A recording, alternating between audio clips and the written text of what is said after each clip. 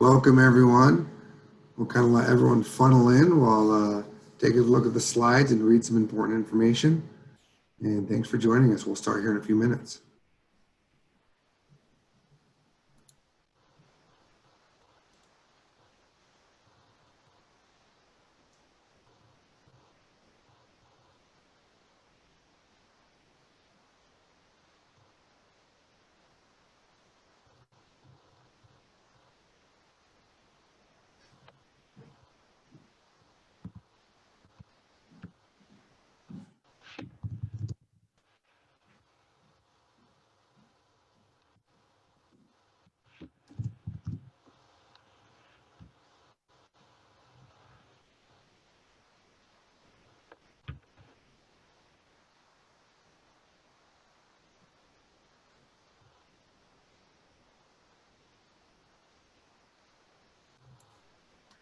While we're waiting to start, it looks like we got folks from San Antonio. Welcome. Fort Knox, Fort Bragg, Frederick, Maryland, Washington State, California. Man, that's awesome. That's kind of the fun and good thing. Not that COVID's good, but the good thing is it's forcing us to be more virtual, which really allows more people to participate, which is a great thing. Beaufort, South Carolina, what's up? Meridian, I don't know what MS is. That's probably a state, maybe Missouri. Fort Gordon, Virginia, Mississippi. There you go. Thank you. Rock Island, Illinois, Maryland. People all over. That's fantastic. Again, we'll start here in a minute or so. Love seeing where you guys are coming from. I know it fuels all of us that are involved, knowing that we're reaching people from all across the country and maybe other parts of the world. Florida, San Antonio, what's happening?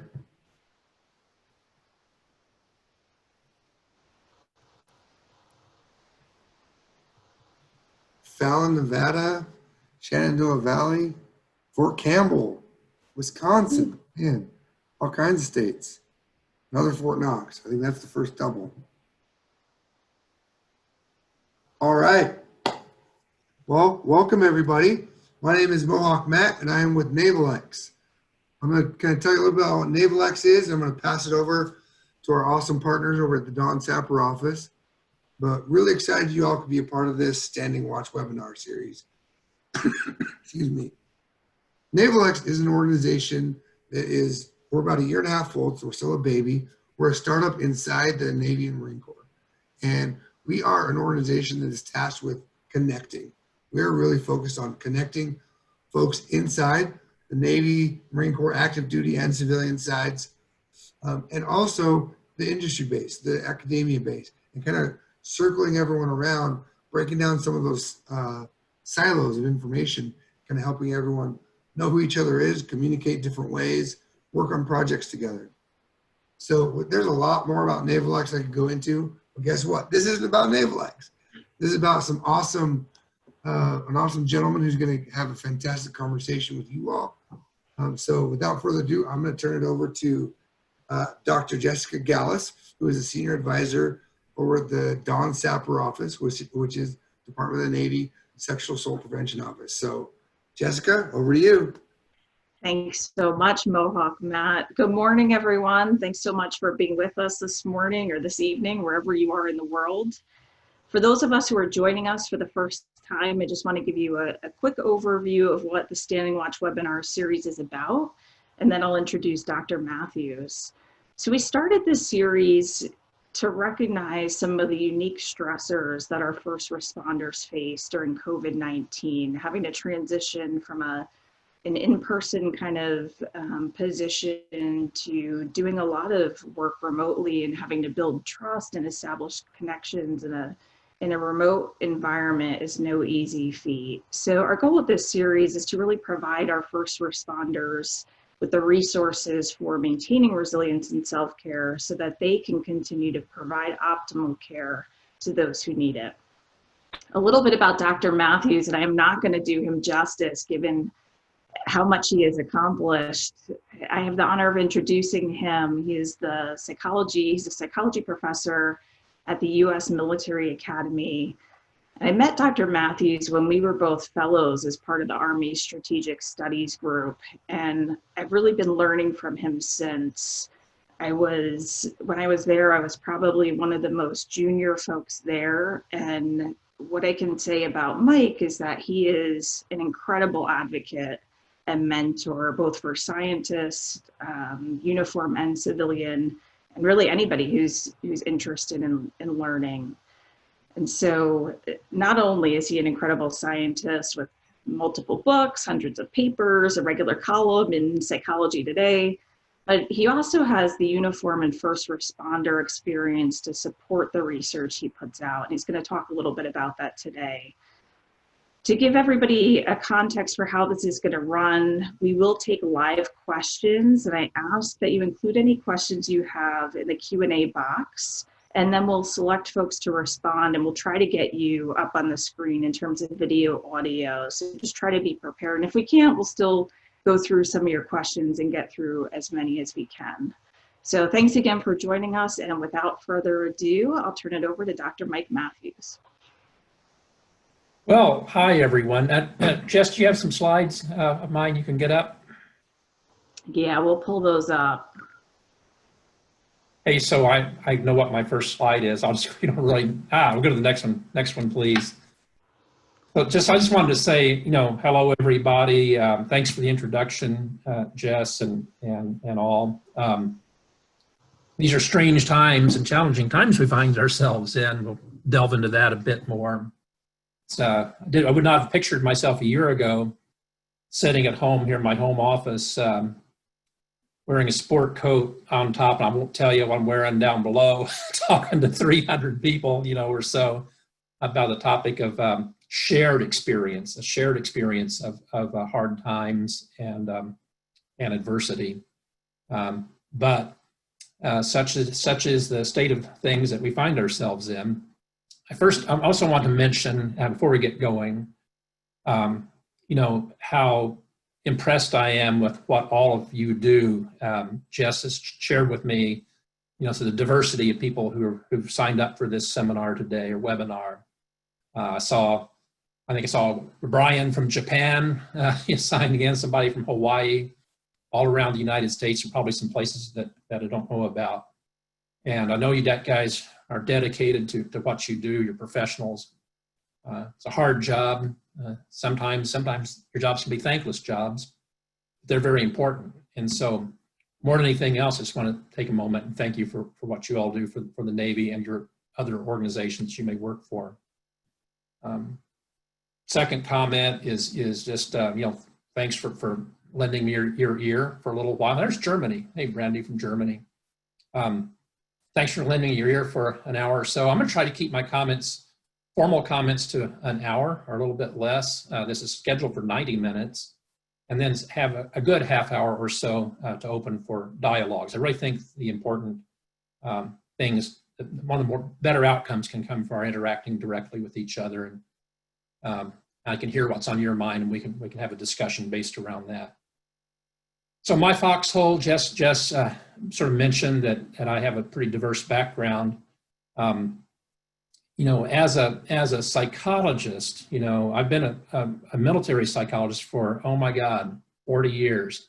As of July 24th, I was commissioned by the Air Force on 24 July 1980.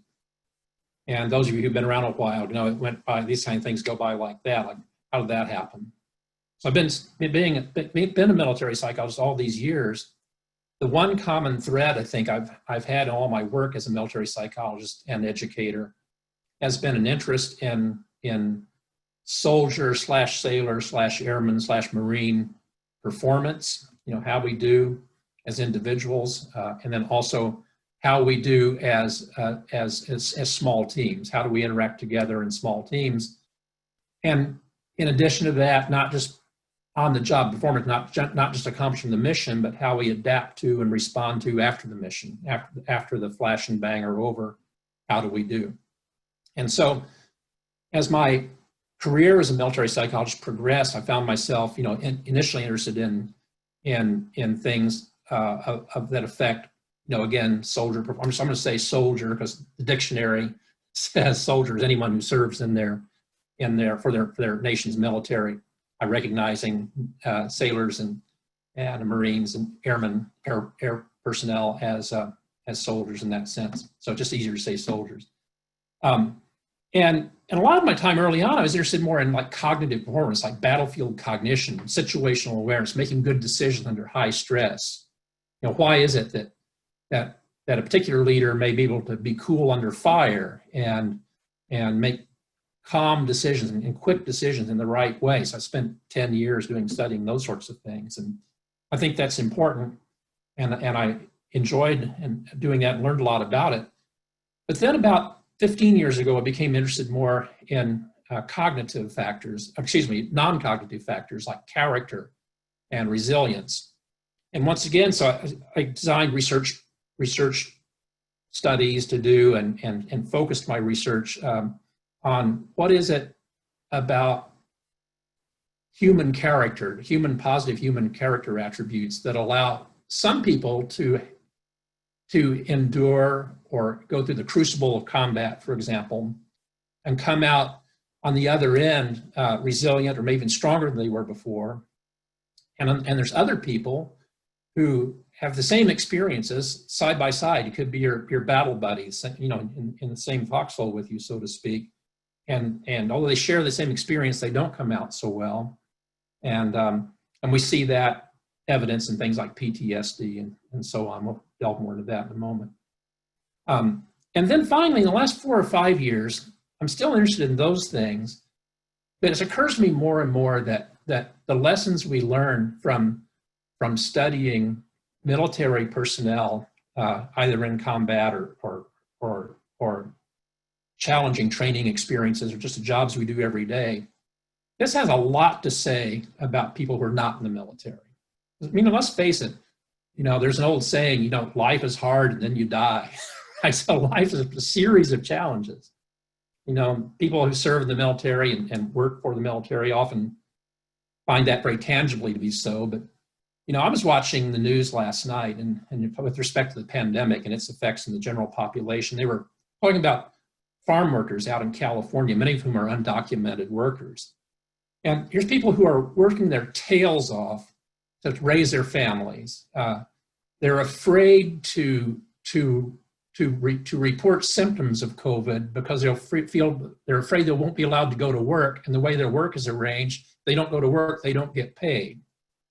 And so think of the pressure that puts on an individual. You know, I mean, and you're not going to get shot and killed, you know, in that way, in that situation, but the psychological impact of the pandemic on these workers is just as profound as it is you know, for all of us, maybe more so. So there's just a lot of things we can extrapolate from my studies and others I've looked at from the military context to what all of us do each and every day.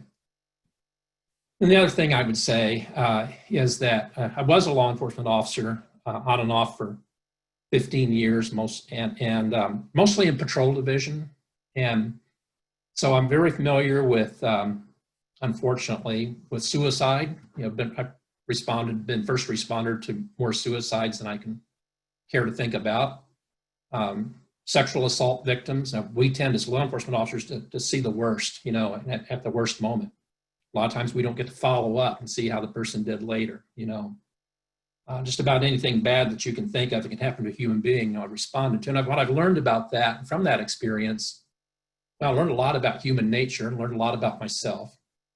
You know, but I also learned, and I can really relate this to you guys for the jobs you do, is, you know, when you work a job like that, it's not an 8 to 5 proposition, right? So you don't clock in, put up with the adversity and the challenge and the trauma, and then clock out at 5 o'clock and forget all about it. It's with you all the time. And I think that ties back into my other opening comment about the importance of the work I'm going to talk to you about now, its relevance to not just the military, but to all of us. Just a couple of disclaimers. First disclaimer is I'm not a clinical psychologist. I'm a research psychologist, and my work focuses not on treating or remedying disorder or pathology. That's very important, but that's not what I do. Rather, my work looks at how do you improve behavior and adaptation and resilience for all of us. So whereas a clinical psychologist may look on, 99% of their work is with people who have presented with depression or PTSD or something of that nature, and it's very important work. Most of my work focuses at the 90 or 95% of people who aren't diagnosed, but still could improve their lives by learning to be more resilient. So the disclaimer is this: if you work with people who you suspect are suffering from psychological disorder, or you yourself are concerned about, your propensity to depression or something of that nature, seek. There are a ton of resources out there. I mean, I'm preaching to the choir here. I think you all know the resources, but if you have a battle buddy who you think's not doing well, talk to him and see if you can get him the help if that's what's needed. So anyway, disclaimer: just I'm not a clinician, and don't use what I'm trying to say I'm saying today to try to help a colleague or yourself, if you're really suffering. Okay, so great. Let's go to the next slide. The pandemic, racial and social injustice. These are things that affect every single one of us. Racial social injustice has my entire life, many generations before us in this country and elsewhere, been a constant. From time to time, because of current events, it gets elevated in our consciousness, but it's always there. The pandemic's it's a little different because, until about March of this last year, we were aware of the pandemic coming out of Asia, but it really didn't hit the United States hard until early to mid-March, and then all of a sudden we all became, cognizant of it and aware of its impact. It's changed our behavior a great deal. But these two things are things that we all share. So it doesn't matter if I live here in Cornwall on Hudson, New York, and or if you live out where Jess does in beautiful Washington State, or if you're out in Hawaii or in Japan. This is a worldwide phenomenon, and because of that, it gives us a common narrative and a common perspective to talk about stress and adversity and how to overcome it.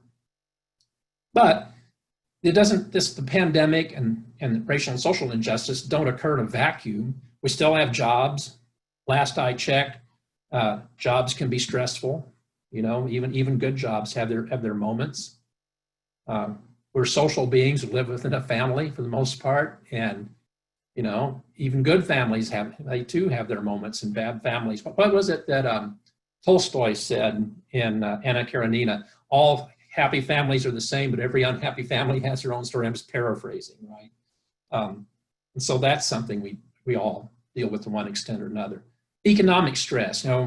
Presumably you guys in the audience have jobs, but you may know someone in your family who's lost their job because of the pandemic, or spouse, or a loved one, or just friends who are in economic straits.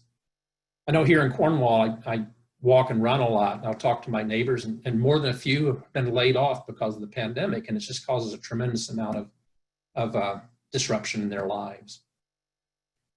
Social isolation. I don't mean to spend too much time on each of these. I think you all know the impacts of these. Pandemic has made this worse for many people. It breaks our heart to look at people in nursing homes who have to see their relatives through a glass, through a window. The general uncertainty of life, and then all the question mark. I thought about asking you to put in the comments section like what's stressing you, but we spend the whole next 70 minutes just looking at all the things that affect us. I would add that I was highly stressed come Tuesday afternoon when the tropical storm came through, and it knocked out our power and my internet. It wasn't until yesterday I thought I could even do this seminar today. So I was really freaking out, and I finally called Jess, and she talked me off the ledge. But all of those things work together and they multiply, and yet we have to soldier on, so to speak. So let me just say just a quick word about trauma, adversity, and challenge. A lot of times I'll throw those words together in a sentence, as sort of an all-encompassing sort of thing, which I kind of think now can just be summarized as hard times, right? So hard times can be any and all of these things in different combinations. But trauma, you should think of as being a discrete event that is abhorrent to you in some way. You know, being in an automobile accident and having a loved one badly injured, or the death of a loved one or parent or friend, or on the battlefield. You know, you can think of many scenarios, and many of you have deployed and been in combat and have your own stories, and that's trauma. Okay? Studies show that probably 1 out of 4 people, at least 1 out of 4, if not more, sometimes in their life will experience significant trauma. So it's something to know about. The trauma usually starts and ends. You know, it's just something, a discrete thing that happens. Now, many soldiers, many of my colleagues who in the Army who have deployed to combat did not experience trauma, but every single one of them, and every single one of you, and me included, have endured adversity. The adversity of a combat deployment, where you're away from home. You know, sometimes you don't know enough. Sometimes you know too much. I have friends, thanks to who've deployed, who thanks to modern communications technologies, are sitting on a rooftop taking sniper fire and get an email message like, hey, the washing machine broke. What do I need? What should I do? So you can see what I'm saying. It can kind of work both ways. But a combat, any deployment, anytime you're away from home, the best of circumstances, could define an example of adversity. It tends to be longer, may not be as intense, but it's still hard. And then the next thing is challenge. So we'll say a lot more about challenge in a subsequent webinar here in a week or two. But challenge are obstacles that need to be overcome.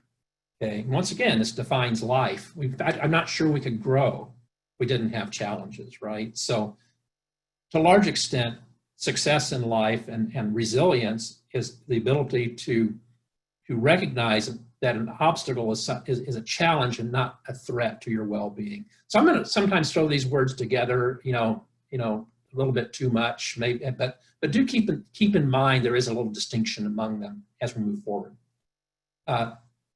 Next slide, please. This is an eye test, so don't worry too much about this. This is the kind of thing professors show students, but it has some value if you'll just let me talk about it for about a minute or two. When we think about trauma, adversity, and challenge, the things in life that we need our resilience muscles for, it's kind of useful to have a taxonomy to kind of see the difference among them. And so a colleague of mine, Dr. Don Camel, who's now retired from West Point, put together this table, and he says that difficult events, challenging events, vary on 4 dimensions. So if you look at the top where it says Genesis, and I'm going to give you some concrete examples in the next slide, but just hang on here for this slide for now. So the threat could be non-adversarial, or it could be adversarial, okay? So in other words, is there an active agent out to get you or not? So I'm just going to use the example of the pandemic right now. So I think I would argue that the pandemic is adversarial. It's everywhere, but you don't know exactly where. It could mutate into different forms or strains. We don't have an active defense against it in terms of a treatment yet. We don't have a vaccine. So we have to be on our toes against this enemy of COVID-19 or coronavirus. So that's one dimension. So another dimension over in the far left is expectation. Well, is it something that's sporadic? Does it just happen now and then? Or is it something that's chronic that just doesn't go away? Well, right now, the pandemic is chronic, okay? So those are 2 things that make things worse. If it's adversarial and it's chronic, that sort of raises the ante in terms of the potential for causing a negative reaction in us. And then within the table, there's another couple of dimensions. One is aggressiveness. Is this really an aggressive thing, or is it not? So the word passive, if it's not really actively aggressive, we just call it passive. something that's more dynamic, or it could be dynamic, something that's really, really operating. I'll give examples here in a moment. And finally, the intensity. Was it low intensity or high intensity? You're somewhere in between. So it's dichotomized. Is it low or high intensity? Let's work through the pandemic. Okay, so once again, pandemic, I would say, right, adversarial. I would say it's right now it's chronic. I think for many of us, it's intense. Okay, it's dynamically, aggressively. So it almost puts it down that lower right quadrant, like a general old-fashioned war. And so when you hear people talk about an analogy between the pandemic, the war against COVID, and traditional wars like World War II and World War I, there's a very strong case to be made that that's a fair analogy. Should you go to the next? If you just go to the next slide, please. But what about? Okay, let's talk about a sexual assault victim. So you're working with a sexual assault victim. Well, clearly it's adversarial, right? Somebody did something. It was dynamic. The actor took an active role, intentionally did this to the person. It's probably sporadic. It may be the only time in that person's life. Let's hope so. Let's hope it's the only time in that person's life that this happens to them. And it's high intensity. So the more you are in the right on all of those things, kind of like the more threat it may be to your well-being. What about a bad relationship? Well, by definition, that's adversarial.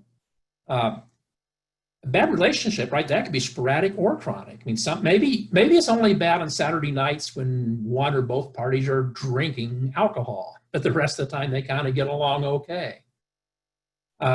It could be passive or dynamic. It's passive if the person who's sort of the actor in this just doesn't respond to the spouse. What are you doing? Doesn't talk, doesn't communicate, doesn't emote, doesn't share feelings. Basically doesn't communicate. It's dynamic if it's the other side. You're yelling and cursing and whatever, actively demeaning and attacking the other person. And then intensity. Some relations are just bad. They're not all that high intensity bad. They're just low intensity. There's no end to it. So low intensity chronic is kind of a bad combination too.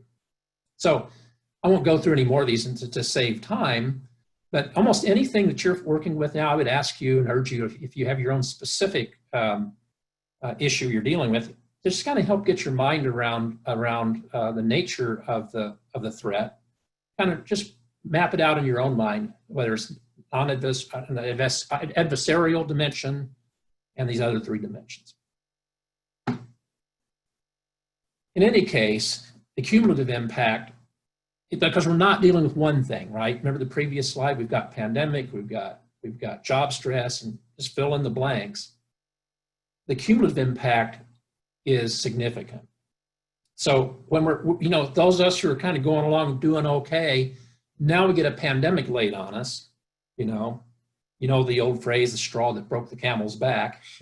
That might be the thing that triggers a less optimal response in a person. These are collectively why we need to prepare ourselves and to gird ourselves against these hard times of life.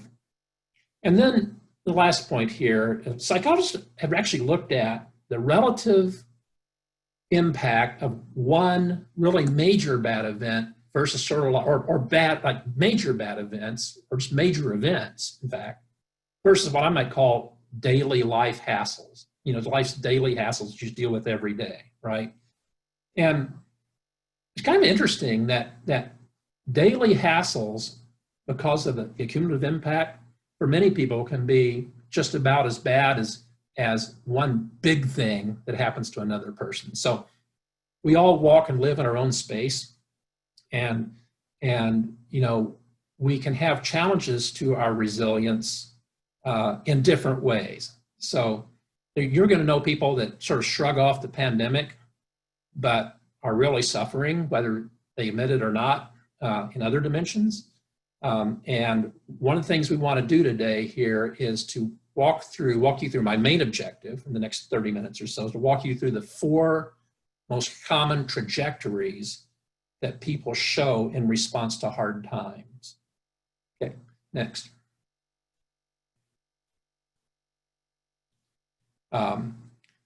It's useful to look at mostly American history, although you can see a little bit of British history.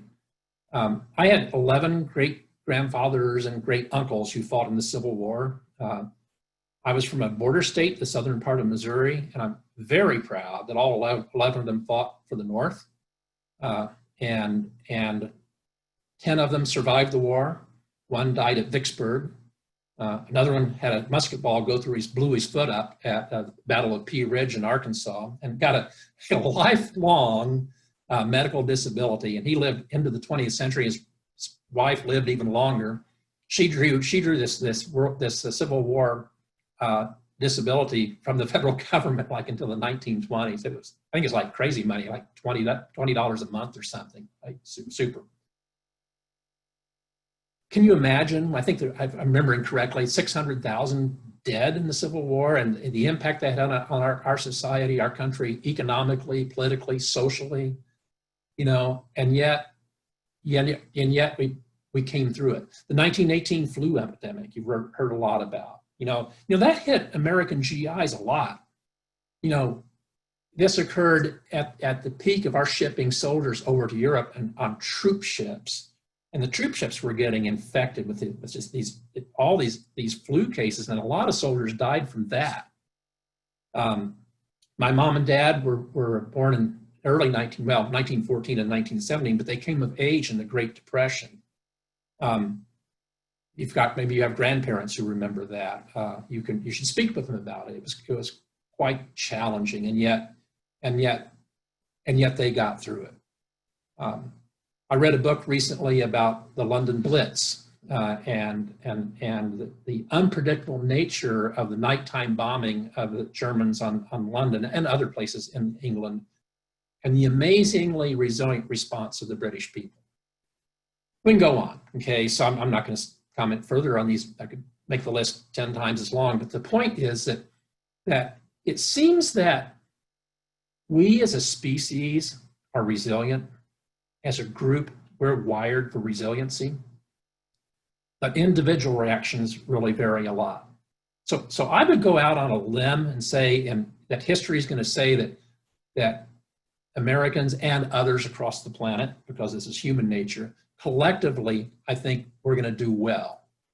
How we fare as individuals is really more a focus of today's discussion and the subsequent discussions, and I think much of how we do as individuals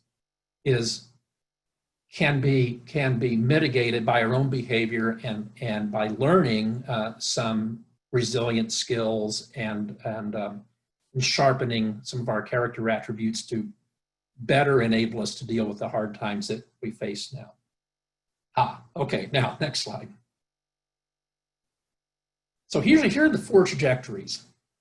These are the 4 most common trajectories that people face with respect to adversity or even trauma. So you can see these pretty clearly. Now, one thing I'd point out on this graph is that y-axis, the one that goes up and down that says good functioning. I think it really matters where the initial baseline is on that y-axis. Right, unfortunately, I put them all, it makes it look like, for resilience, like they were really high to start with, but that could be anywhere on that y-axis.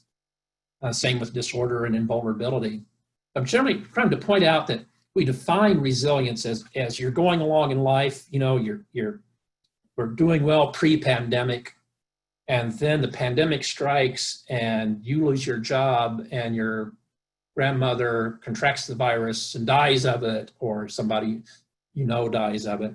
A good colleague, a friend of mine here at West Point, I just learned yesterday that his aunt, his mother's sister, just died of COVID, and she was his favorite aunt. This woman was his favorite aunt, practically raised this one, but he can't go see the family because they're down in Texas and all the travel restrictions and quarantines and stuff. So all these things, you're doing okay, and then bad things, hard times happen, and you see this this diminishment of functioning, but over time it returns back to baseline. So when I talk about resilience in subsequent comments, both today and these next 3 Fridays, resilience is a person who bends but does not break, and over time eventually returns to baseline. The second one is disorder. Now, this is an interesting one because for a number of reasons. I mean, it's clear to see, you see what it is. You're moving along. You experience many of the same outcomes and responses and feelings and reactions that the resilient person did. But notice that instead of rebounding, they go back to a level of functioning that was lower than they were to start with. And the absence of support and sometimes treatment, you may remain there. So the soldier who deploys to combat and has a hard experience, a traumatic experience, has difficulty now upon returning with sleep or social relationships, or has intrusive memories, or whatever it may be. And this defines this cluster of things called post-traumatic stress disorder. And the absence of treatment, they don't rebound to where they were. So that's disorder. Now, an interesting thing about this, and I'll talk about this at least briefly again in a moment, is this is really an important takeaway. Say it again. This is an important takeaway. The disorder trajectory is the least common. Okay? The least common is the disorder trajectory, but it's the one you hear the most about, and perhaps for good reason. So it's not a news story when a soldier deploys to combat, has a bad experience, and comes back and after a while is okay.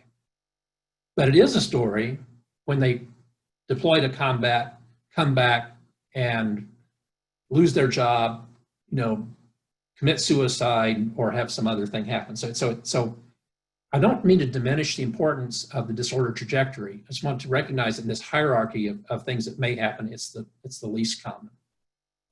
When I was a police officer once, I came upon a remote area one night and saw a man sitting in a pickup truck, and it wasn't the right time and place, so I just went up and investigated and looked down. He was holding a .357 Magnum loaded and cocked. And but he, believe it or not, he didn't look like a threat to me. And so I just stepped back and I said, "What are you going to do?" And he said, "I'm going to kill myself." And I said, "Well, let's not do this right now."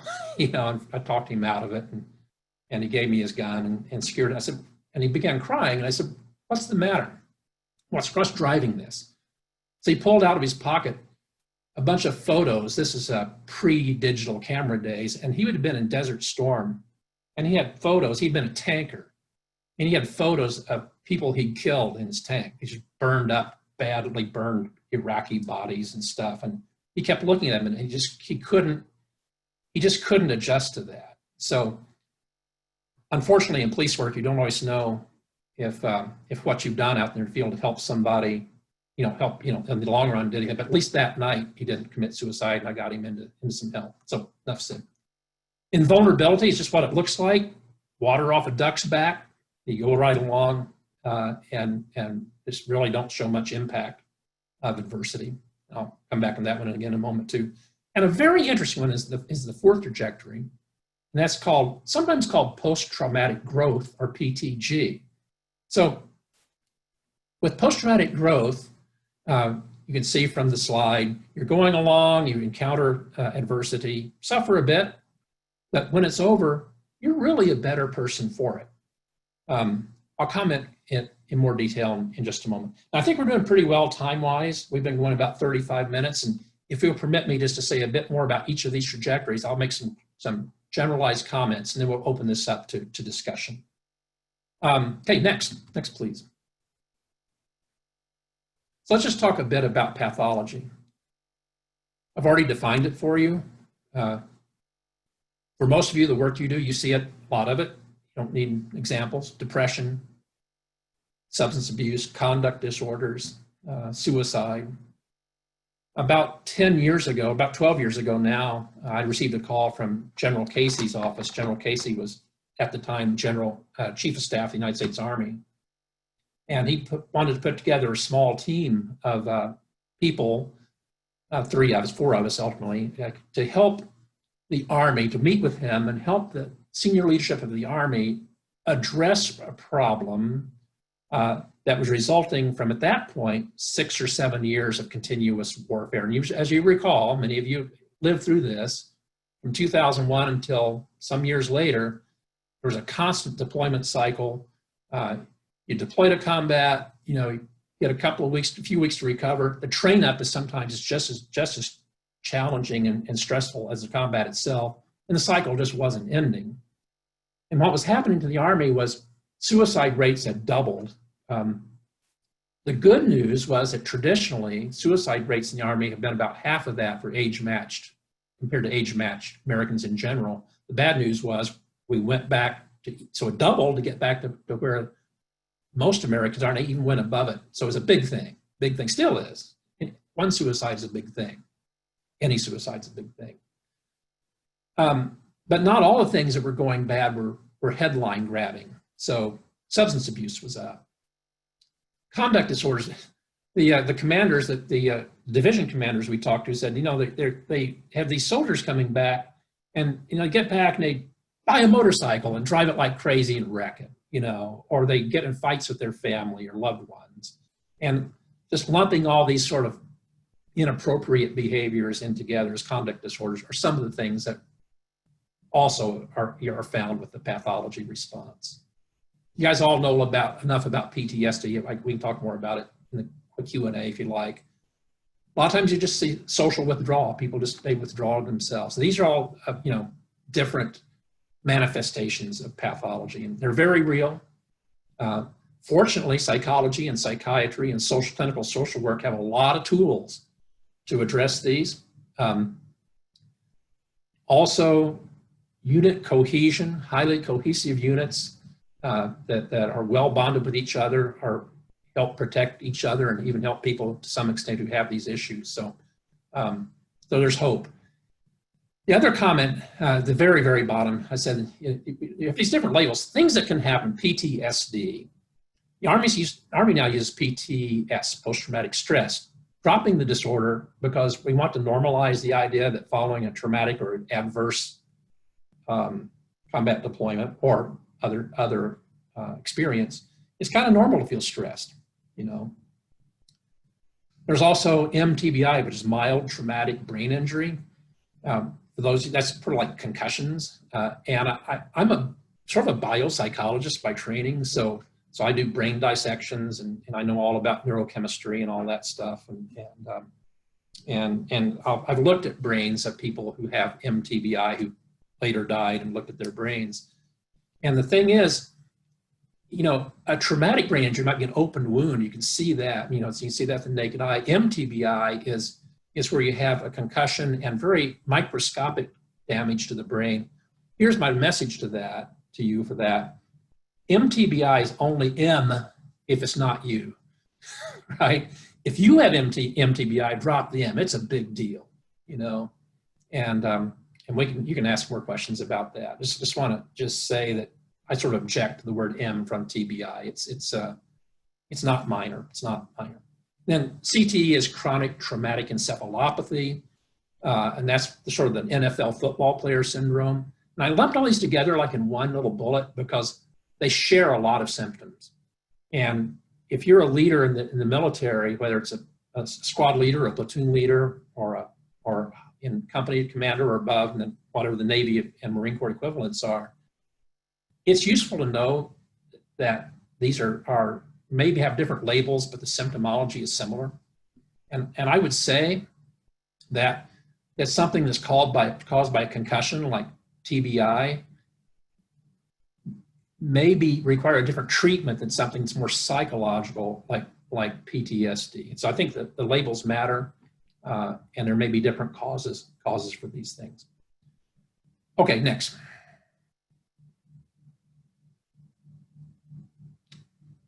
Odds of a pathological response. Mentioned it's the least common trajectory. This ranges from maybe 5 to 15%. Now, I'm based this on studies of ground combat personnel, which are all branches really. The media, like the New York Times and the Washington Post, when they run stories about PTSD, they usually use this upper figure, 15, sometimes they say 20% of soldiers return with PTSD. And the best evidence is that's probably not true. It's probably closer to 5 or 6% with true clinical diagnosis. Could be higher in some subpopulations, but you can see some of the things that might impact or influence what that percentage is. We find in our work that there's a dose response curve. That the greater the intensity and the more exposure you have, the more likely you are to maybe have a pathologic response. There may be some ways that different individuals are simply wired. We may be wired differently, and therefore people may enter into adverse situations with different vulnerabilities. So it may be something along those lines. We know for sure that your baseline emotional health going into a challenging situation is important. So if you tend to have really good emotional coping skills going in, that tends to push you more towards a resilience trajectory and maybe protect you somewhat against a pathology trajectory. General health is really important too. So, if you have good cardiovascular health and good nutrition and you're getting good sleep, those are protective factors. Perhaps the most important thing are the last two, family and social support. And then I think for us who work in the military context, sort of the integrity of the work group and its leadership and your role as a leader really are very, very important in keeping one from going into taking the pathology trajectory. Now we'll say baseline, I'm implying already that baseline adjustment matters a great deal, and I put in parentheses firefighter studies. In this book called The Character Edge that's forthcoming soon, I address this with a number of studies of firefighters. And once again, if you just ask, the average person in the street, like, do firefighters get PTSD? Say, yeah, a lot. It's a really tough job. And it is, it's a tough job. But the percentage of firefighters who get PTSD is 5 or 6% if you use a strict diagnostic criterion. And in many cases, if not most, those who have this pathology trajectory, PTSD, there were indicators prior to becoming firefighters.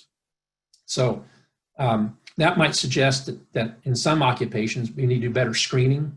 So I've thought for a long time that maybe if we could do a better job of screening what jobs we put soldiers into, and airmen and sailors and Marines, that, maybe that would be a good thing to do, although there's a lot of structural barriers to that. So I want to introduce this idea of zones of adjustment, red, yellow, and green, and then maybe green plus. So a red zone is somebody who's maybe in the lower, if you go to the next curve, please, next slide. So if you think of the red zone, let me first tell you what you see here. This is based on an N of several 100,000 U.S. Army soldiers who took a resilience scale that we put together in the chief's office. It's called the Global Assessment Tool. These are kind of early data. And it's at the time it's like a 108 item scale, and it assessed emotional resilience or fitness, social support, family support, and then spiritual / meaning and purpose support. And we kind of threw all these things together, and so you could have an average score, maximum average score of 5. So you're really like super fit and resilient psychologically if you're a 5, and you're in real trouble if you're a 1 or below. Right? You can see the distribution. This is the actual distribution on that test from an N of several 100,000. And what I want to point out to you, my concept of the red zone. So suppose you're that person who's sort of naturally a 3 or below, or a 2.5 or below, before you experience the adversity. I'd say the red zone individual, when adversity happens, they don't have as far to plummet, right, to get into real trouble. So what would be the yellow zone? The yellow zone might be scores here from, let's say from 3 to 3.5, 3.7. You can imagine your own demarcation line. They're functioning okay. They're getting by, you know. They're not necessarily the happiest, you know, camper, you know, around. They may have a few problems, but they're functional. But they're not greatly functional. And so when I ask you to think about red zones and yellow zones, the yellow zone people are ones who, now taking the soldier example, doing okay in garrison, deployed to combat, and when they plummet, when they hit that resilience downturn, that pushes them in further closer to pathology. So you can see where I'm getting at now. So the green zone people are people near the top of that curve and over to the right. These are people that, hey, you're doing pretty darn good. And even if hard times push you down a little bit, you're still going to be doing all right, and you'll eventually return. And they're called the super green, you know, or green plus. Those are like these really hardy, super resilient people. I'll just say with regard to these data, these are, because of, for a number of reasons, have not been published, but an analysis of the soldiers who scored really low on this showed that this could be used with a 50% actually in predicting suicide or suicide attempt. So these are powerful messages. So we as leaders, you as leaders, you know, one of the things you want to do is identify who your red zone and yellow zone people are and do what you can to help them, but also by virtue of what we're trying to do in this webinar, become more knowledgeable about resilience so you can begin shifting yellow zone people into green zone and maybe help people in the green zone go to green plus. And for that matter, there's evidence to believe that people in the red zone with some of these things we'll talk about can at least move up into yellow. So I hope that's a useful way to think about this, and I'll return back to it. I'll return back to this analogy in just a little bit. Next slide. Mike, are you able to take a question on what you just covered? Yeah, we could. We've got good time, so yeah, we can do that right now. Okay, I just wanted to. John in the field had raised a question about the slide, and I don't know if we can bring him up. John, if you raise your hand, we might be able to bring you in.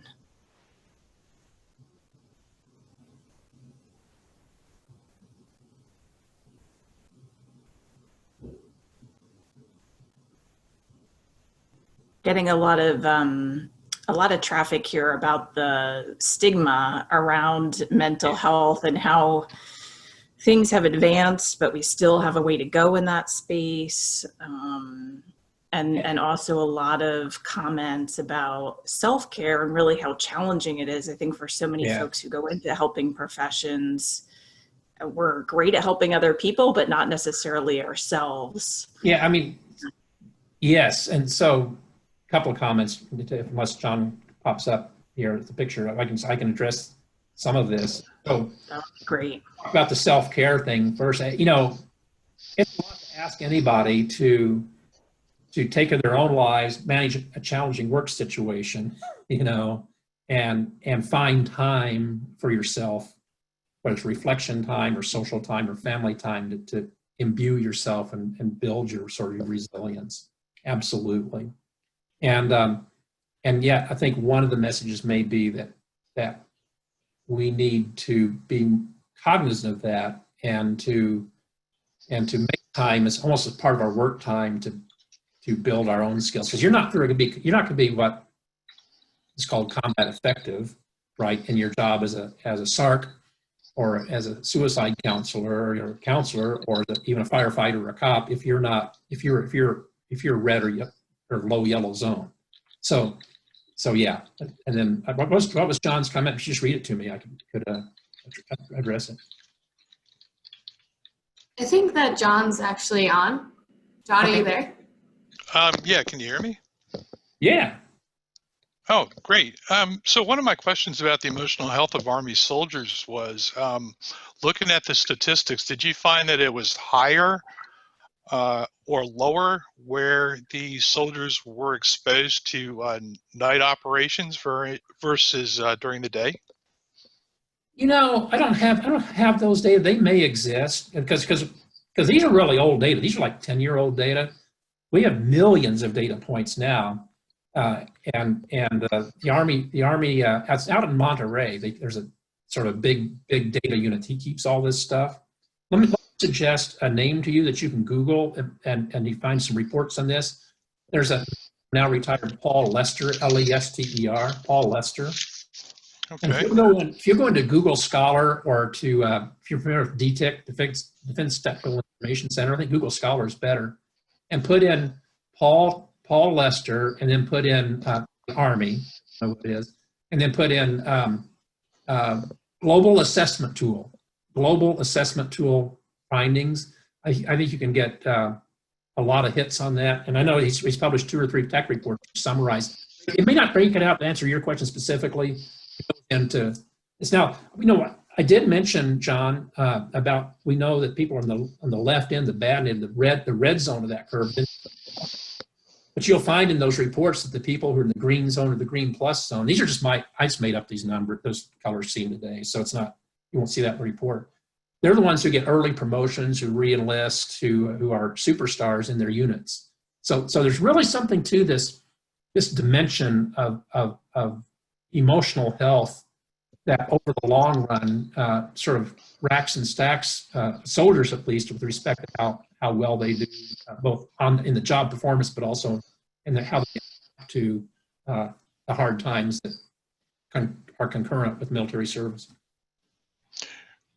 So, Doctor, as a follow-on to that, what about how society, there's kind of this black cloud, this stigmata over mental health treatment. And I know years back with special operators, if they sought mental health treatment, it could potentially be career-ending. Yes. So, but I know we're taking a turn, and it's not up right now, but I use the example of, if you've got high blood pressure, it's a quality of life issue, you're going to treat it. It's similar to mental health. If you have a mental health issue, that's a quality of life issue. So why wouldn't you want to treat it as well? So one of this great points. So one of the things that the Army is trying to do with this program is called comprehensive soldier fitness, and it's a topic for a whole nother 2-hour seminar. The various, but the goal of that was to help train soldiers in these emotional fitness skills. But a very important, maybe even a more important sub-goal was to break down this stigma you're talking about. And in conversations with the chief and his staff, we kept saying, why is it that soldiers out doing PT, or they're playing intramural frisbee, and you hurt your knee, you don't think twice about going to the clinic and getting your knee looked at, because, and the reason you go, why do you go? Because it hurts, yes, and because you can't do your job very well because your knee hurts. Well, when my brother was in Vietnam, as a combatant, he was on the battlefield one day and a mortar or something hit the guy next to him and blew him into marmalade. It's just terrible, and that hurt my brother. I heard it, it was a very traumatic thing, but that's not it. He became, I imagine, somewhat ineffective because of that. And yet you don't get help for the very reason you're saying, because it's weak. Right? You're not, to use an old actor, you're not John Wayne enough or Clint Eastwood enough you're not a strong, manly man, pardon the sexist, analogy.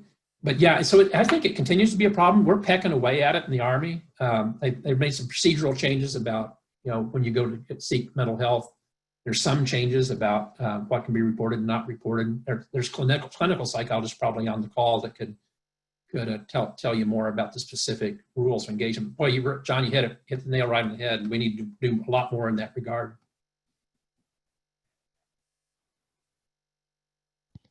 Thank you, Doctor. You bet. Hey, so Jess, I'm going to have these next slides will go a little bit faster. Let me zip through those, and then we'll have a great general discussion. And I'd like to hear from a lot more people.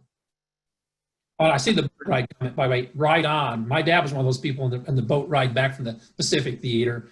I'm not sure what kind of fun they had in decompression time, but it was significant coming back from the Philippines in 1945. So good comment there, man. Hey, next slide, please.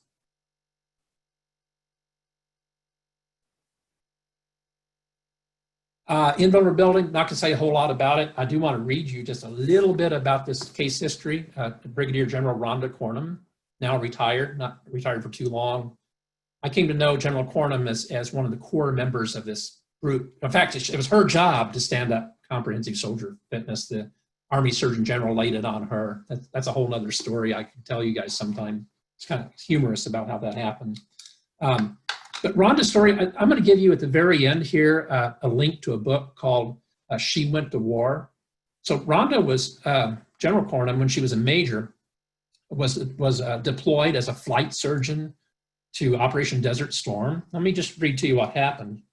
On February 27th, 1991, then Major Cornum was a flight surgeon on board an Army medical helicopter, basically got shot down in enemy territory. She'd been dispatched along with her crew to rescue a fighter crew that had been shot down. But before they could help them, they themselves were shot down. So what happened was they came under enemy fire. She was wounded by AK-47 fire to her back, shot in the back, several broken bones, taken prisoner by the Iraqi army. 5 of her teammates lost their lives in that engagement. So she saw death up close to people that she knew and actually loved, people that she worked with. She was sexually assaulted by her captors. They staged a mock execution. She was pretty certain she was going to be executed. In great pain and fearing for her life and those of others, she endured significant adversity as well as trauma. And so, thankfully, it was a short war, and 8 days later, she was repatriated. So in this book, and I'll have the reference to it at the end of this lesson, of this presentation, and you guys can have that and get the link. It's called She Went to War. She describes her experience. I really recommend it. Really recommend it. I'm going to read you one quote. If you know General Cornum, you'll and some of you may out there, you'll really appreciate this. She's just hard as a rock, but a nice person. But she says, people, just a quote, people have always asked me how different or how I am or how the experience of being a POW had changed me. And I have to say, I don't think I've had any profound changes. So there are people like that, okay? And that is one of the trajectories. And I would just say as a cautionary note, you see below, I won't read it to you, but just because people don't report issues doesn't mean they don't have them. So let's go to the next slide, but invulnerability is not studied as much because it's kind of hard to study. If you deny any problems, it's hard to dig much deeper. Resilience, already described this in some detail, defined it already. This is the most common response to hard times. In the Army, we define 5 components. Well, soldiers are human beings, so I think it's applied to Navy and even Marines and air personnel. Airmen is kind of a sexist term. There's going to be a better word, right? And to people in general. But it's emotional. How do you feel? What's your mood? Are you happy or depressed? Social, your social networks with your either friends and your work group. Family is kind of a subset of that, but more specifically to your immediate family, your spouse and children if you have them, and extended family if you're close with them. And spiritual, I'll say this, we'll pull on this string a lot more next week.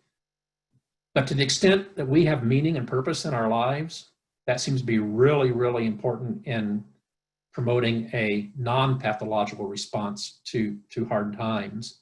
Very, very important. So I know you guys have really hard jobs, but if you still derive meaning and purpose from it, that's a real great, mitigating factor. And of course, physical health. One point I'd say about resilience, we often call it about tennis ball. You squeeze a tennis ball, right, and it pops back out. Hey, you ever played tennis and got a can of balls that aren't so great? You squeeze them, but they're pretty soft. They pop out too, but they're not very good tennis balls. So if you just link that back to my concept of the zones, if you're a red zone tennis ball, and you squeeze, that's different than being a green plus tennis ball, right? And so how you respond, even resilience looks different depending on where you start, right? So ideally, you're kind of high on that y-axis when you encounter adversity. Those who are lower on on the y-axis when they encounter resiliency are more likely to still have problems. Next, please. And I'll just skip that. And we've said enough. Next. And the final trajectory is personal growth. And you've seen it defined. Post-traumatic growth. I think really combined with resilience, more and more data suggests this is the most common trajectory. I'd ask you just to reflect silently with yourself or loved ones who've had significant issues. You know, someone who had cancer and overcame it. Someone who survived a bad car wreck, went through a very bad divorce. Whatever it might be, how often they'll report that they learned a lot and in many ways are stronger and better people because of it. I see that in the soldiers I work with all the time, you know, and you can have the personal growth trajectory, but also have some bad things going on too. So these things can kind of coexist. But if you go to the next slide, and just skip that one in the interest of time, one more. So I did this study among Army combat leaders. There were 150 or so Army captains, mostly Army, there were some other branches, who just come back from Iraq or Afghanistan in 2008. So really the height of the combat there. And I asked them to rank order. I know I just flashed this at you, but you can look at the slides later if you download them or get them from the Navy X people. There's 24 strengths, character strengths that people we think have, 24 of them. And I asked these soldiers, these leaders of soldiers, to rank order on a scale from -3 to +3. Okay, so -3 meaning let's take integrity. If it's how did your integrity change as a result of your intense combat deployment? They were all intense. If you put -3, it meant I became less honest and had less integrity. And +3 meant I got a lot better. Okay, I think you might just find it interesting to look in this sample, and I think this is corroborated by other research and by just my own subjective experience in speaking with combatants. These 5 things they reported they got better on makes sense. So teamwork, you're a better team member and team leader when you're under that type of stress. What may surprise some people who are not in the military, but I don't think surprises anybody who is in the military, is capacity to love. You know, you love your soldiers, right? They're your brothers and sisters in arms. It's absolutely true. And if you didn't know that before you went to combat, you know it when you come back. You learn about yourself. You learn that what bravery is, maybe what bravery isn't. And so they feel braver. And gratitude is kind of an interesting one, but maybe not. So combatants probably through the ages when they get back from combat say maybe begin to be more grateful for the small things of life, like a family, you know, or a quiet evening alone with your loved one, or whatever it might be. And then integrity. It's also kind of interesting to see what didn't go up. And none of them, it's probably some bias in the instrument. Nothing really went down. These didn't go up much. Combat doesn't make you more creative. It doesn't make you appreciate beauty. You know, not more likely to go to the art museum after combat. It doesn't make you more fair. Doesn't make you more prudent, and it does not make you especially more forgiving. So anyway, next slide, just 2 more, and we'll open up. So I want over the next few lessons, next three Fridays, I want to talk about optimizing your trajectory. I spent a lot of time today on these 4 trajectories because your narrative, your self-narrative, is absolutely crucial. The media emphasizes the pathologic narrative. The narrative that if you go to combat, you're going to get PTSD, and that's it. Well, nothing could be further from the truth. And just extrapolate that to the pandemic. True, there are a lot of people who are going to suffer. But a lot of people are going to be pushed into pathology from the pandemic. But mostly, the expectation should be that you may suffer for a while, but most of us are going to be resilient and return to at least a baseline, if not better, and show post-traumatic growth or post-adversity growth. So we're going to talk about basic skills in the next 3 Fridays that increase your chances of one of those better outcomes. Next. And here, you probably already have these, but here where we're going next 3 weeks. Building your resilience toolbox. I have a homework assignment. I'll show you in a second if you're willing to do it. I'll talk about personal body armor, how to gird yourself psychologically, emotionally for tough times, be it pandemics or your work or combat, wherever it may be. And the 4th session's a little more fun in some ways. I think about the Wizard of Oz, which used to scare the heck out of me when I was a little kid. You know, the Scarecrow, the Tin Man, and the Cowardly Lion, and hey, you know, what was each lacking? And we're going to talk about specifically character strengths of the head, character strengths of the heart of the Tin Man, and character strengths of the gut, which relate to the Cowardly Lion. Next, please. And here's this book. I'm sorry. Jess, you don't make sure this goes out to everybody. This is a website where you can take this called the Character Strengths Survey. If you have time to take this, I appreciate it. You can click on this. If not, just Google Character Strengths Survey and it'll pop up. It'll take you about 15 minutes to take. It'll rank order your 24 character strengths, and we'll have a lot to say about that going forward. So next, I'm sorry, I keep thinking I'm done. But I'd ask you to reflect on your strengths, take note of your top 5. We'll talk about those. But one thing you might think about doing is intentionally taking one of your top 5 or 2 or 3 of your top 5 and intentionally and volitionally and thoughtfully apply them to something that's you're working on, a challenge you're working on right now. You will find, you may do this intuitively, but if you do it intentionally, you may find it a really great way to improve your performance and your adjustment. Next, try and get done so we can, okay, resources. She Went to War. You don't have to have the links, but She Went to War by Rhonda Cornum, and that'll pop up on Amazon. And I have a book I published just in March called Headstrong, How Psychology is Revolutionizing War. It's just chapters and all this stuff. You can find that on any of your favorite booksellers. And I am in the process of compiling additional sources and exercises so that at the end of these 4 sessions, I have a couple of pages of stuff you can do or not do, but you'll have access to them. And last slide, I think. Thank you. Thank you so much for your time. Can't wait now to hear some questions. We've got 20 minutes, so fire away, please.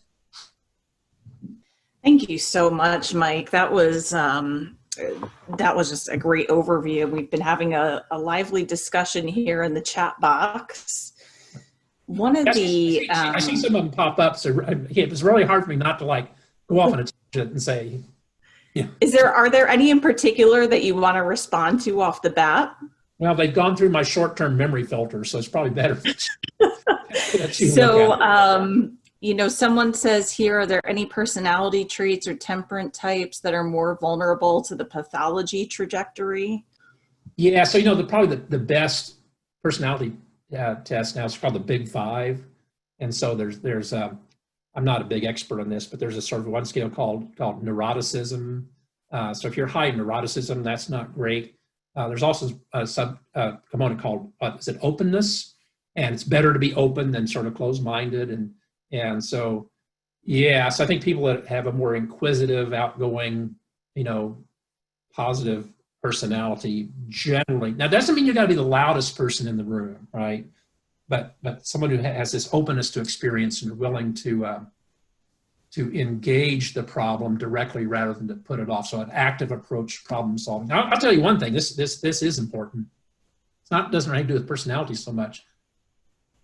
But most of it been to more schooling than you want. So I think back to my college classes, and I think I don't remember any of it, for the most part. But one day, my psychology professor, I was like 19 years old or something, and this is a jillion years ago.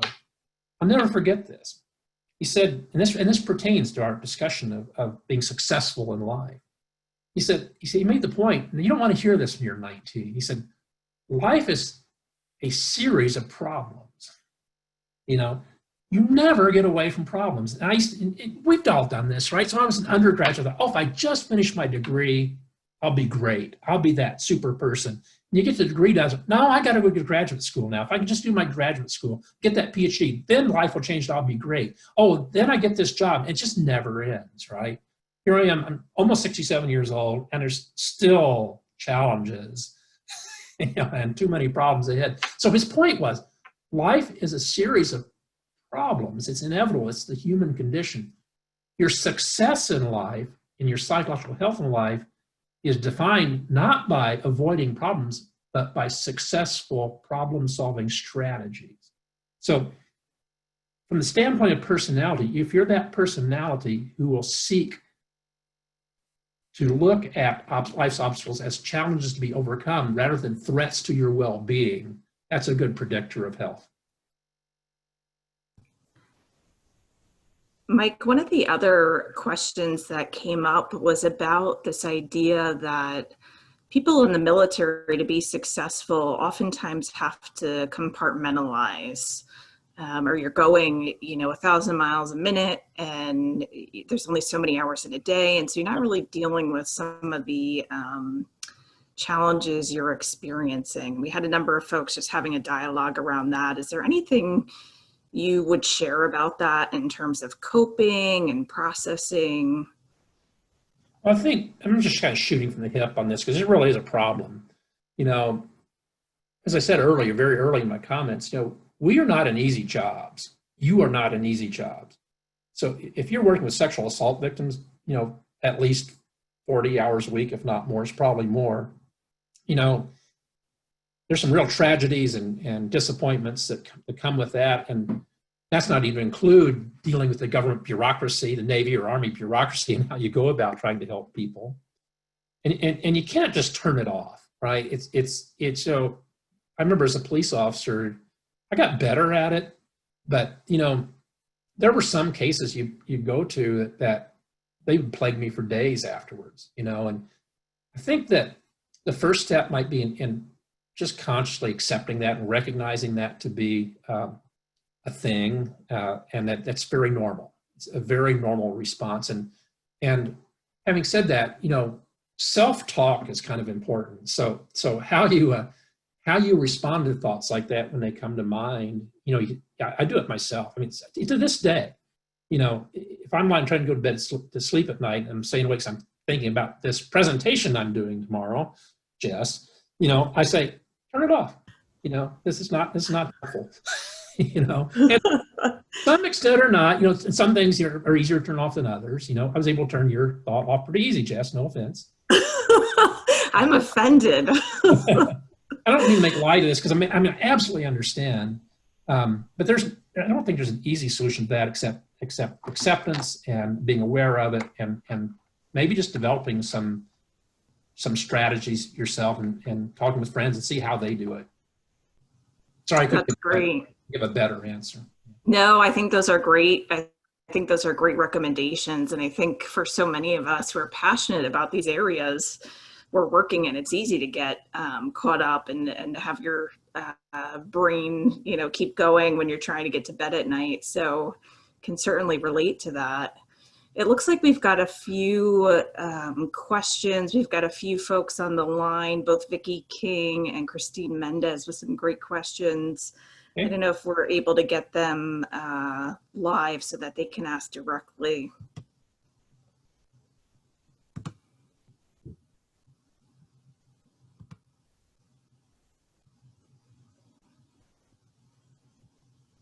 Is there a way, Rachel, to have them raise their hands, and maybe they already have and I just don't see it?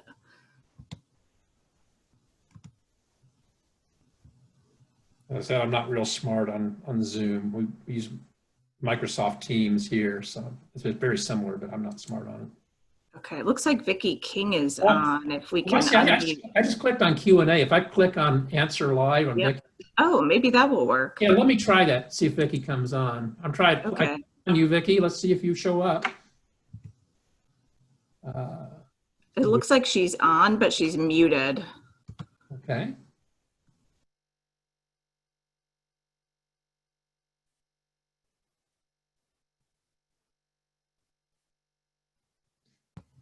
Vicky, is there a way to unmute your phone or your Yeah, video? I can read her, I'll just read her question for everybody. Okay, all right, great. She says, as far as disorders, this is Vicky King. She says, as far as disorders, how can the provider decide when to diagnose a disorder or a pathology? Well, you know, there are, again, I'm a little bit out of my depth because I'm not a clinical psychologist. I'm sure there's some clinicians on, but there are recognized set diagnostic criteria and procedures that the clinicians would use. So if someone comes to you, you know, voicing a concern about their affect, you know, that they don't feel happy, they don't feel any joy in life, there's a variety of diagnostic procedures that can be used. And something like depression, for example, can range on a continuum from unpleasant to, you know, really life-threatening. And so the American Psychiatric Association has something called the Diagnostic and Statistical Manual of their organization, and it contains very thorough guide to clinicians on how to go about diagnosing the disorder and pathology side. That in general would be the approach that people would take, that providers would take. Over. Thanks, Mike. It looks like if folks can, for those of you who have questions, if you can raise your hands, then I can click on you and you can ask directly. Yeah, I'll try Christine Mendez. I see one here. I'm going to hit answer live and see if she pops up. I'm happy to read the question as well. Now I want to get to John's question about suppressing. That's important too. So Christine, I'm just going to read this to you since I'm not sure you're popping up. Christine asks, what do you think makes an effective leader and proactively leads to an open command climate? Oh, I so much want to say, read my book that's coming out in October because it's like all about that.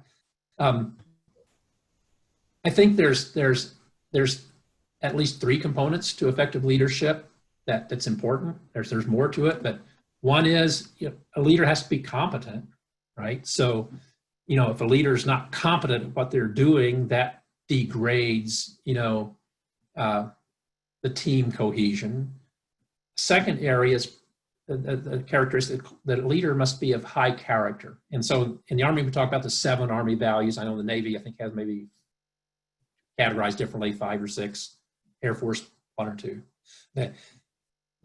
But integrity and selfless service and honesty more than anything else, and personal courage and these types of things, if the leader doesn't have that, then that causes a terrible erosion of esprit de corps and command climate, and may then directly impact the behavior and how the members feel. And then the third characteristic, call them the 3 C's, that are their character, competence, and caring. They genuinely care about your soldiers. A great counter example is the Blackheart platoon that operated in Vietnam. There's a book, I'm sorry, in Iraq. The Blackhearts. I think I don't remember the exact name of the book. Something about the Blackhearts. You can Google that. Get it out of the title out of Amazon. That is the name, Mike. Yep, you got it. Yes, the Blackhearts were this rogue platoon, supposedly rogue platoon that ended up, one of the squads murdered an Iraqi family and raped the young girl, 14-year-old girl, killed her. And they were ultimately convicted of war crimes. 5 or 6 of them were convicted. And when you read that case history, Christine, it really addresses in a counterexample everything that could go wrong in terms of leadership, and resulting in the worst possible outcome among the soldiers in that unit. Now, were they bad apples?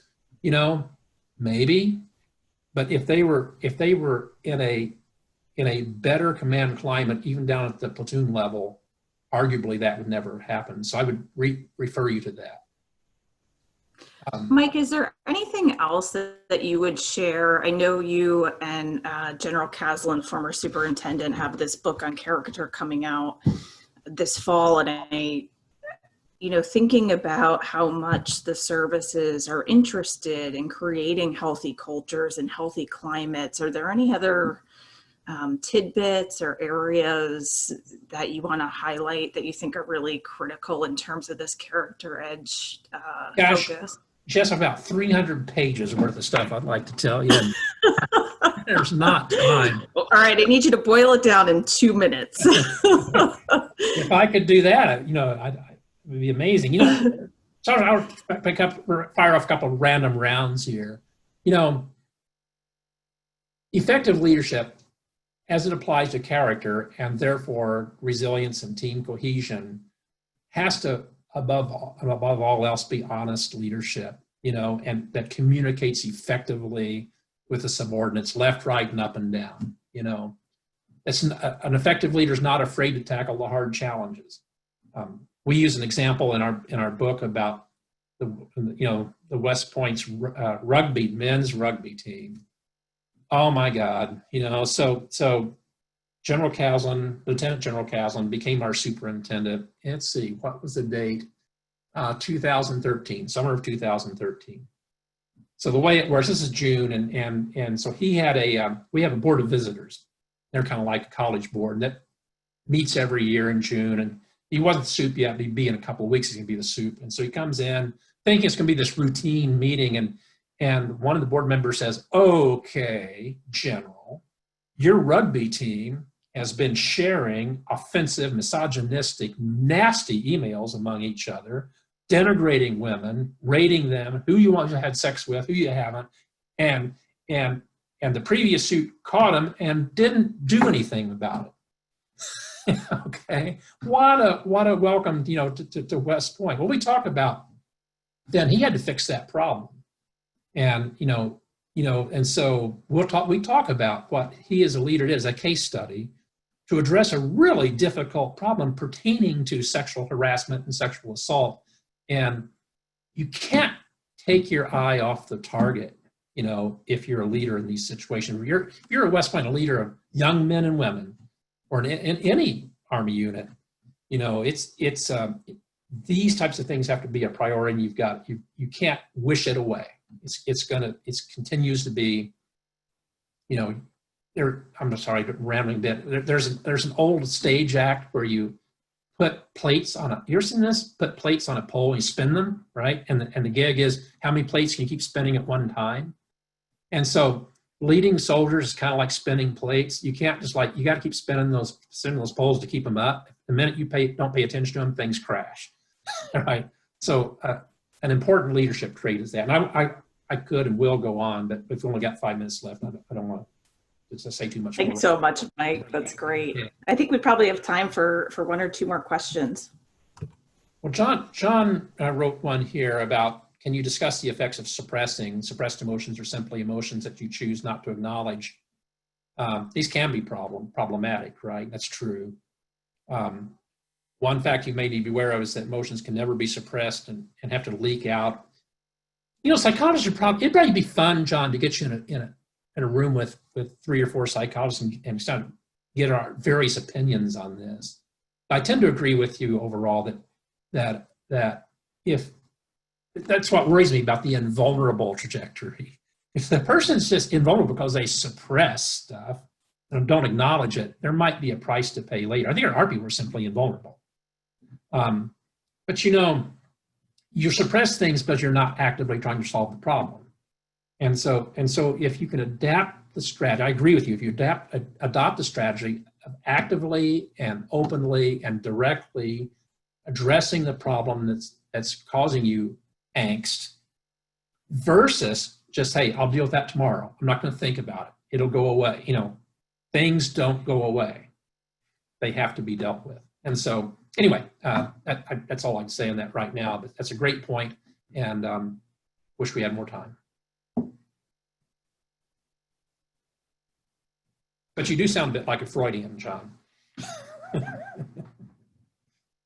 that's okay. Jess, still there?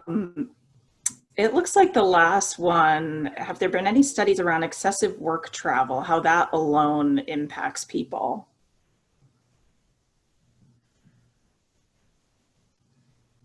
Yeah, I'm sure there have been. the work I've done in that regard is more about, well, it's a combination of travel, but you don't have to have excessive travel to be a problem, simply being away from home. So I, unfortunately, I don't remember this. No, Jess, I don't think you were there. When we were on this group with the chief of staff of the Army, I went on a TDY to Fort what? Whatever's out there in western Oklahoma. Was it, Gretchen? Oh, no, Wright Patterson, right? Phil, No. Fort Sill. Like I said, Fort Sill. Fort Sill, like I said. And the commanding general there, General John Rossi, had us over to his house, and we had a nice evening. A couple of 4-stars were there. And we got to drink some beer and decompress and just kind of visit and stuff. He's a very gracious guy, very super guy. And a year later, I was shocked to read that he committed suicide. And it's just no secret. You can Google this up and see it. And he had gotten a 3rd star and was down in Alabama, assumed his job, and he killed himself. And so the chief of staff of the Army did what's called a 15-6 investigation, and can't reveal everything, but what that investigation drove was the chief put together, headed by another 3-star, a small group to look into general officer health, general officer emotional and mental health. I think this is relevant because to your question, because what we found with the general officers, and it's true for a lot of you too, you may be TDY a lot or deployed a lot, but also you're at the job a lot. So these GOs, at the time, there were 11 general officers assigned to Fort Hood down in Texas, and either 7 or 8 of them are GO bachelors. And well, why would that be? Why would you not take your family? Well, I'll tell you why. Because they never thought they'd be a general. They bought that house out there outside the Beltway in Washington, or wherever they wanted to live. Their kids were in college or senior in high school, and it's just too much to uproot the family because and generals get reassigned every year or two. So the family stays home. So there they are by themselves, and they travel a lot, and they work from 6:30 in the morning or earlier until the latest hours, and they work 7 days a week. And they don't have any friends. Who are you going to talk to? If you're the only 3-star in a post and you've got something to complain about or want to talk about, who are you going to talk with? Who are you going to talk with?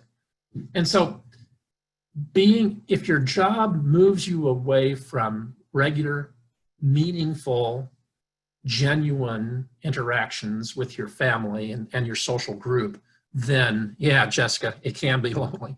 And that gets at the same issue. So to summarize, I said too much, that is a contributor to a pathologic response. Over. Thanks so much, Mike. That's really helpful, and I think it gets at this hamster wheel that so many folks are on without having the necessary resource in all cases. I know we're out of time. Did you have any final comments, Mike? Anything else you wanted to share before we close out? Well, just again to thank you. I really cannot wait until next Friday. I hope you can join us again. We're going to talk a lot about the character strengths, and that's where a lot of my research has been. And a lot of that work I've done with teams like the San Antonio Spurs and the New York Mets, although don't look at their record right now. And I think that you'll enjoy learning more about your own character and how you can leverage your character attributes, your positive attributes, to make you more robust and more resilient to the pandemic and everything else we're dealing with. Wonderful. Thank you so much, Mike. We are so appreciative of you taking the time today, and kudos to everybody on the line who joined us from all over the world. Thanks for taking the time, and we will see you here next Friday. Have a great weekend, everyone. Okay, thanks everyone.